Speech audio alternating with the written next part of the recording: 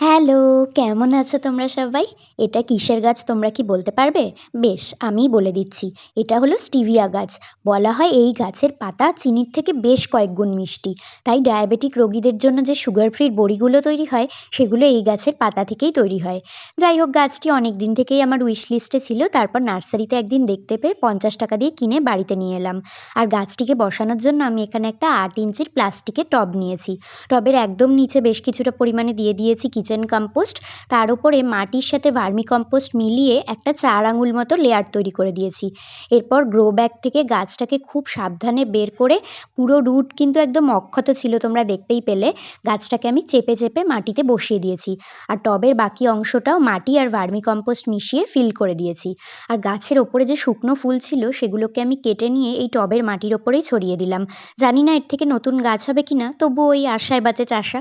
গাছ লাগানো শেষ করে বেশি করে দিয়ে দিলাম জল। তো চলো, আজ আসছি, টাটা।